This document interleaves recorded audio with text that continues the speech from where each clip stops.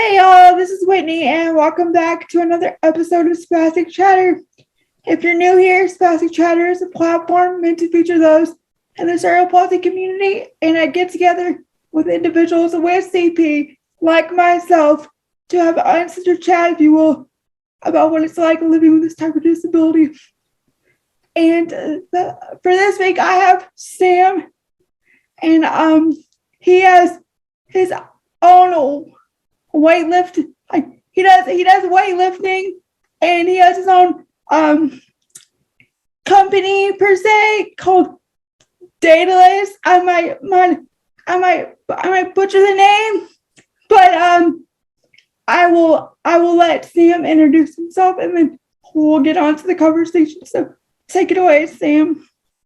Hi guys, my name is Sam Chang. I have a business for strength conditioning called Daidalos Athletics. Whitney, you said it right, so don't worry about it. It's spelled differently than how it's supposed to be phonetically spoken, so we can get into that later too. I live in the beautiful state of California, down in Lomita, South Bay. And I started this passion projects business since 2019. It was actually perfect timing.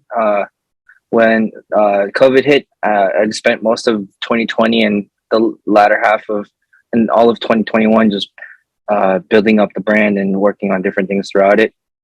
And a lot of my biggest thing I want to emphasize is that the whole point of Daidalos Athletics is about inclusion and accessibility. Awesome, I love that. I kind of want to take it back to sort of the beginning. Like I mentioned this in like every episode, but cerebral palsy is like categorized as a childhood disability. So I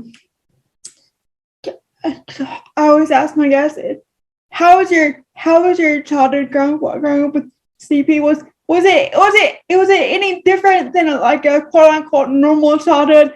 I know that's a weird question, but I always like to say that I don't know life without cerebral palsy. So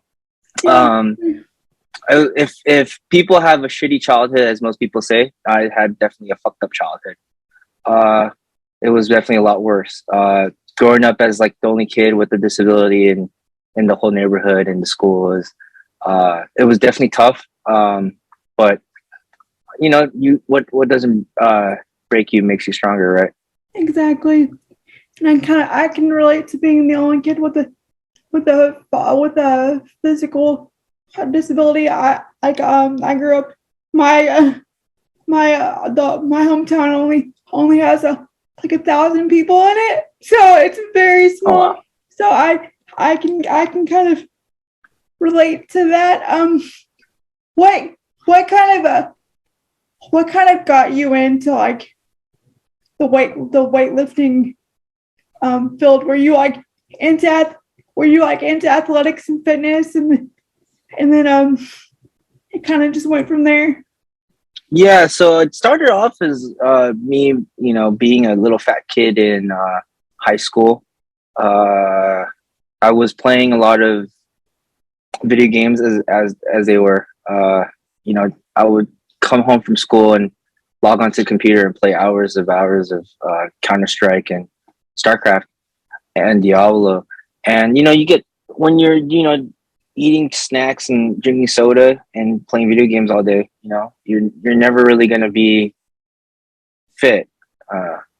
And so at some point, what ended up happening was I got the motivation to go to the gym when I was roughly 16, 17 years old. And that's when I started just working out by myself, kind of I don't even know if Google was a thing back then. But just working out, just figuring things out and learning from the old man in the gym kind of attitude, picking up things here and there. And the summer between my junior and senior year of high school, I ended up losing about 30 pounds, 40 pounds, somewhere in that range. Let's see, I was probably like around 180, 175, and I got down to like 130, 145. So it was around that. Around I lost about about 30 pounds. My actually the motivation was my sister got me. My sister, who also Janet, who also has a cerebral palsy herself. She she ended up going to a trip in France, in Paris, and she found a vintage Adidas jacket, track jacket.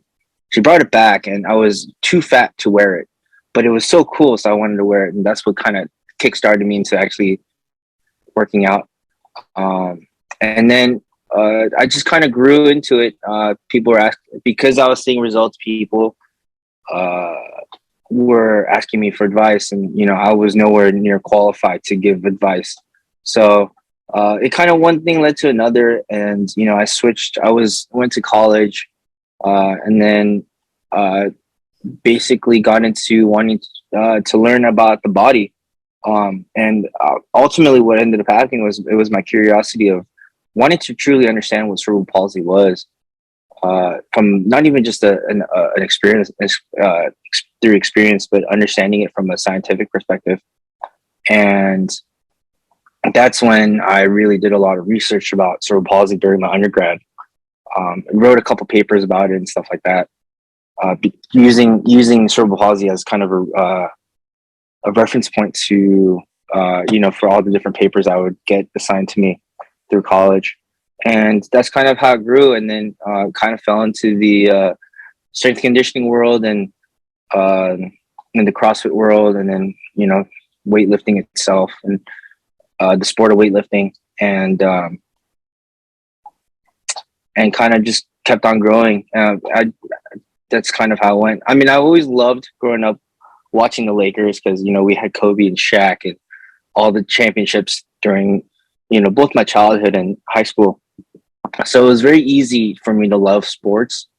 And being a kid with disabilities, you're always picked last, for kickball or dodgeball, because you were always the slowest or whatever. So it was kind of like a big fuck you to everybody else. Like, oh, I might not be athletic, but I can definitely do athletic things.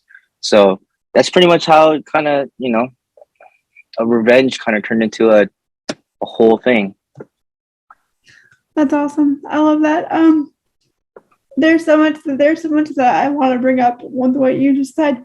But the first thing I keep thinking about is, I know from my own personal experience, being active and like working out and stuff helps alleviate some of my spasticity, my symptoms with cerebral palsy. Do you experience that? Did you experience that where the more you work out, the better you feel in regards to your CP or Yeah, I would say that. I mean, it's for everybody. So, if you think about the human body in general, everybody has a little bit of spasticity. It for the average person that doesn't have cerebral palsy, it's actually a useful tool in preventing injury, and likewise. But what we forget is, as people with disabilities, is that our body functions the same exact way. Our physiology, our neurology does not change whatsoever. It's just that some things are just some mechanisms are just broken, or not even there, that should be there. Cerebral palsy is a prime example of sometimes things are just broken, and that's fine, but you can work a way around it.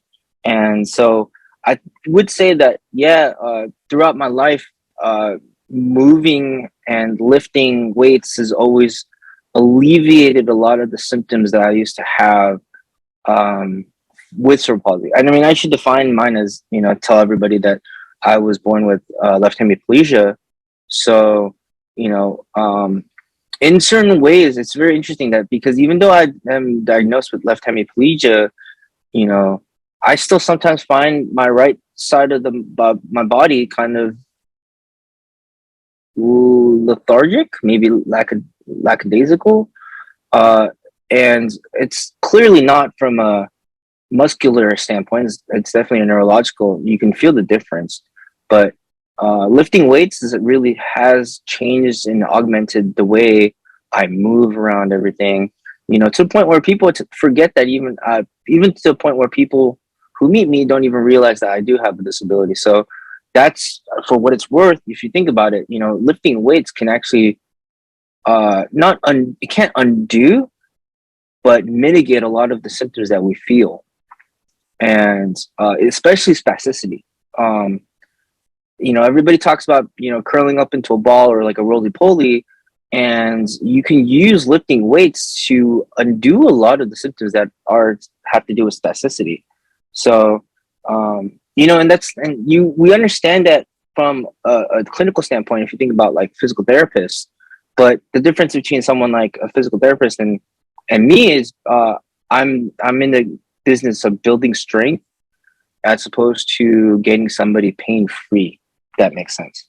And so, you know, with physical therapists, it's all about fixing, or not fixing, but alleviating a lot of the pain that we feel.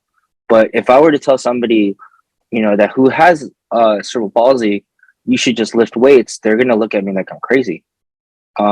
Because that's one thing that, you know, you don't ever hear. I don't remember ever hearing as a kid, you should lift weights. And if I knew that, then maybe like, I remember like my orthopedist always saying, you know, stretch, you got to stretch. But you know what's better than stretching? Lifting weights. So, because you could still get the stretch, it's just that you do it under some load, and it actually becomes a little bit more of a permanent change as opposed to just sitting there and stretching. And nobody wants to sit there and stretch. It's boring. I can definitely attest to like how lifting weights like helps with like spasticity and things like you just said. But like I used like a year, like 6 months to a year ago, I used to be all about lifting weights, and then life got in the way. But one of the things that I realized with lifting weights is that I'm a very like go big or go home type person. So I was lifting like 10 pound weights because I could, because like I felt like satisfaction that I could lift that much weight at a time. So I was building up all this muscle, and I was getting super bulky, and it was kind of making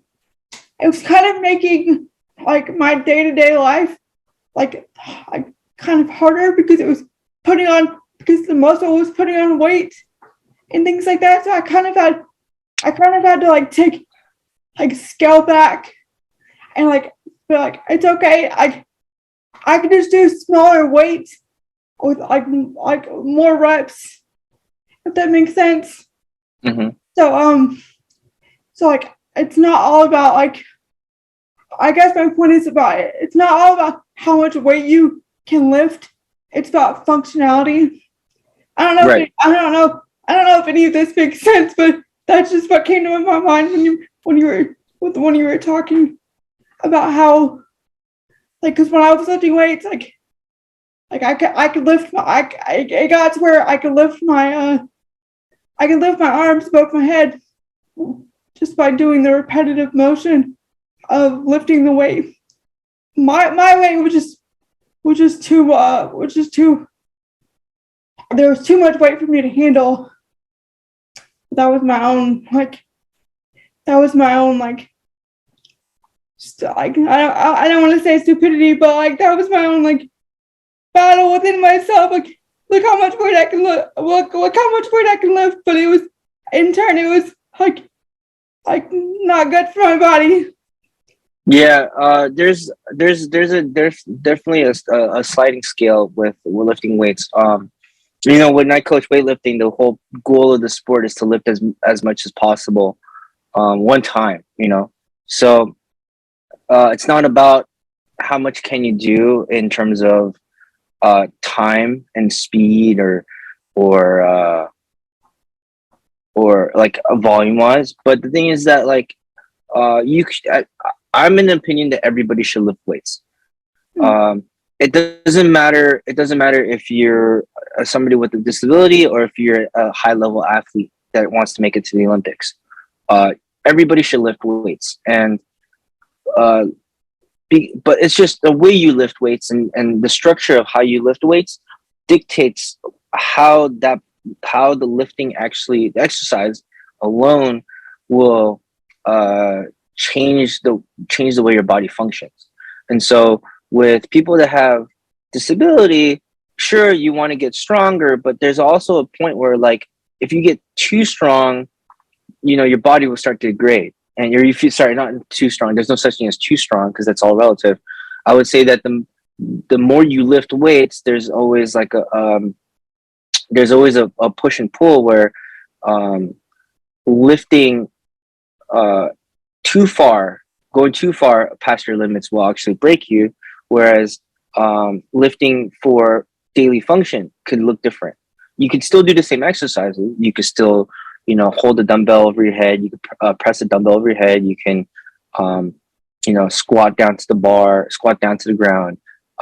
There's a lot of things that you can do in terms of how, but it's again the way you train your Olympic athlete and the way you train somebody with a disability is 100% dictated on what their goal is. And so if the person with disability isn't looking to lift heavy weights, what's the point? They're just trying to make their life a lot easier to live. You know, it could be as easy as somebody who's wheelchair bound trying to get stronger so that they can push their own wheelchair. That's to get from wheelchair to a manual wheelchair. It's stuff like that that you want to dictate. You know, being able to lift yourself out of a wheelchair. Are you ever going to get function in your legs? You know, probably not. Not in modern with current modern technology, medical technology. But thing is that you want to make your life easier to live and pain free. So you can still do the same exercises as somebody who's able-bodied. It's just how you do it, how you execute it, and that's the more important part, in my opinion. And so it's dictating the way you work out for your body and your goals, as opposed to, you know, lifting as much as possible. And somebody who's like me, who is a little more able-bodied than the average person with cerebral palsy, sure, I can get away with doing a lot more, but at the end of the day, you know, my body's gonna break too if I go too far. It's just but that's even for able-bodied people. If you go too far, you're gonna get hurt. So it's talking about injury and discussing injury is almost a moot topic, because at some point, regardless of who you are, if you lift weights, that risk of injury is still gonna be there. And it's always going to be a matter uh, of it's a matter of when, as opposed to a matter of and how, as opposed to anything else, or sorry, as opposed to if. So I think that that's the most important thing, is that you can work to better your life. Apparently my dog wants to play behind me. Yeah, so that's, I guess I lost my train of thought. So Yeah, no, you answered it perfectly. I just want to reiterate kind of like some of the things you said.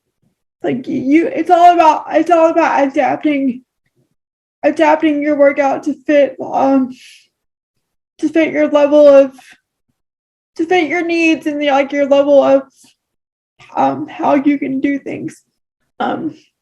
I kind of want to shift gears away from the weightlifting and things, because you mentioned a very cool and unusual thing about yourself, and that is that your sister also has cerebral palsy.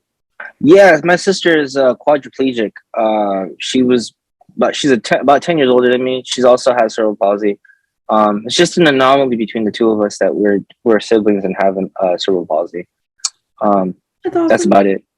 But yeah, she's actually, so she is very interesting in that she's quadriplegic, but she's got more dexterity than I do. But the thing is that when it comes to being more mobile, I have more mobility than she does. Yeah. So it's different. Yeah, I'm a quadriplegic too. I use a power wheelchair, and I think it's funny how society, like, they automatically like see like the wheelchair and like hear cerebral palsy, and like they don't realize that it's cerebral palsy is a spectrum. Like Right. it's on a spectrum, so like my cerebral palsy is gonna be different than like your sister's, even though we're both quadriplegics. And like I've been just like bring this back around. I've been called a super like a super quad with cerebral palsy, but by my doctors, because they literally said that I shouldn't be able to function the way that I do with my level of cerebral palsy, because I live completely alone. I do all of my independent living tasks for myself, and like my doctors are just I've had doctors like amazed that I'm able to function, and like part of that is, I think I want to contribute part of that to being physically active. Like, Right. yeah.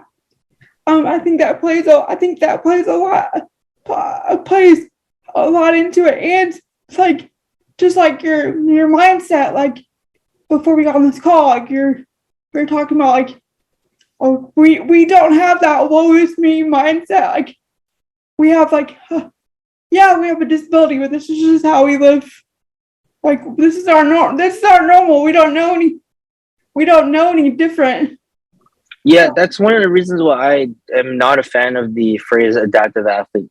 Mainly because of the fact that there's no adaptation occurring. It's not like I grew up without without a disability um, and got hurt and then had to learn to adapt to a different type of body, a different functioning type of body.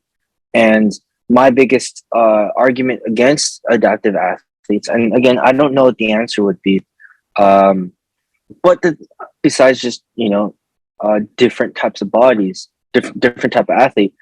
But I feel like the adaptive is actually the wrong term, because of the fact that when you're born with a disability, you don't know what other type of life you're living. You don't know that the life you're living is different outside of people telling you that it's different. And that's one of the reasons why I hate inspiration porn. And it drives me crazy, because like someone like what's that kid's name? Smiley? I think his nickname is Smiley. And he's like a power lifter, strongman with cerebral palsy. And I think I've seen this. I think I know what you're talking about. Like, and like the internet goes wild over his video. Yeah, videos. And the thing is that people send it to me. People send me videos of his training, and I'm like, okay, well, cool, he's training, but they send it to me like they expect me to become inspirational or have a comment about it. And the thing is that I'm like, well, as inspiring as it is, it's almost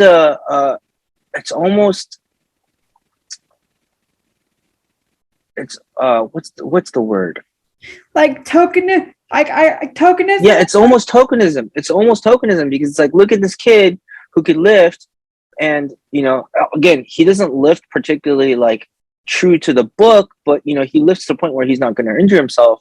And I think that's amazing, and he's got a great coach and everything.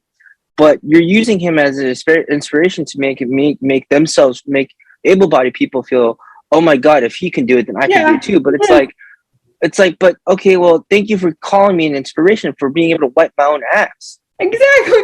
I like to say like it's all cool that I inspire you, but like you can say that I inspire you all day, but like until that inspiration leads to motivation, like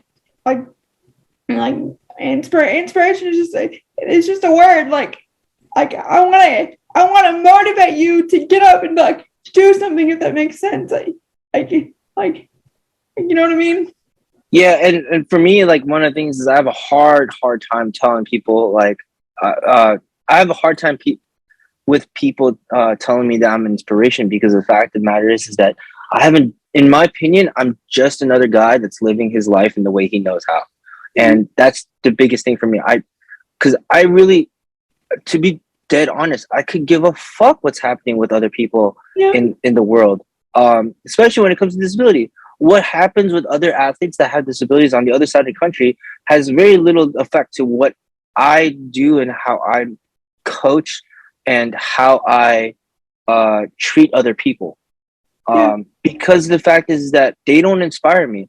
Actually, it's disheartening to see the tokenism, from in my opinion, because it's not we're not any different. yeah. No, I can totally see. I can totally see your point of view. It's kind of like it takes like this isn't related to like activities and fitness or whatever, but they like society kind of wants to group us together. Like, oh, I have a like if you have a disability, like, oh, I know of a person. I know of a person that also has a disability. Do you know them? Do you want to get to know them? Like they automatically think that we all know each other, like that we're in the same group, and it's Yeah, not. and what I don't like is I don't like people that use the disability as a reason to complain. It's like, all just because you have a disability doesn't necessarily mean that um everything that everything that happens in your life, good or bad, it comes from that disability. It's like, look, every I understand bringing advocacy, and I understand talking about it, and bringing forth to the conversation about disability, and but then to make every crutch, uh pun unintended by the way, every crutch to revolve around your disability, it it it becomes almost dishonest. Yeah, no, I completely I can see your point of view. I'm not all, I'm not all about focusing on like a disability or like boy like sort of like blaming. I don't know if that's I don't know if that's the right word. Like kind of like boy. If you have a shitty life, like blaming it on your disability, I'm not all about that either. Like either. So um we are kind of like wrapping up on time soon. So at the end of every episode, I ask my guests if they have any advice for people watching this that might be in similar situations. Or so do you have any advice in general, or for people that want to like start lifting weights or anything that do you have any advice for them? Well, if anybody has an interest in lifting weights, or if they want to get into it, they're more than welcome to reach out to me, to all of my social media accounts, any of them. They're more than welcome to email me. Um, and But I would say that it's just getting started. Um, People will look at you at the gym, but the thing is, at the same time, it's you're no different in terms of your insecurity as much as the guy who's a bodybuilder. Um, the guy that's in the gym that's been in the gym for the past 15 years, he still has the same type of body dysmorphia that we do. And he's way more concerned, and because there's mirrors, and especially in a big box gym, because there's mirrors, they're more likely going to be looking at themselves in the mirror than they are looking at somebody like us and working out. Again, you're going to have that conversation of like, oh, you're very inspirational, but I would have to argue that you just being in the gym is more about yourself, and for them, it's the same way. So to think that um, to shy away from lifting weights because of your insecurities is it comes from a place of ignorance, because of the fact that most people that go to the gym, they go to gym for themselves to become better themselves, and very rarely are they ever going to focus on somebody else that's in there, especially when you're doing something that's better for yourself. They're more than likely going to help you and elevate you and give you advice than they would be willing to negate your experiences or diminish your experiences. So that's the biggest thing I would say, is that as long as you're in there to focus on yourself and become a better person, and live a better life, nobody's ever going to judge you for being in there. And if they do, then those people are pieces of shit. That's just fact of the matter. Exactly. Well, that was awesome advice. Where can you mention your social media? Where can people follow you on social media, Sam? Well, I have my personal account, which is at Coach Sam Chang on both Facebook, Twitter, and Instagram. I'm very more active on Instagram than anywhere else. I do have a TikTok, but I don't really post on it, and most of the posts on my TikTok have revolved more around my athletes than they do about me or any of my other clients. And you can also find any of all my information on Daidalos Athletics, DAIDALOS athletics.com, and that's also the same for my Instagram and my Facebook. You could find both of those there. So, well, thank you, Sam, for being on an episode of Spastic Chatter. I really enjoyed talking with you. And for those of you watching, if you want to be on an episode, feel free to reach out to me wherever you see this post, and I'd love to have you. I'll check back periodically to see if there's a new episode of Spastic Chatter. Thanks. Thank you for having me. Bye.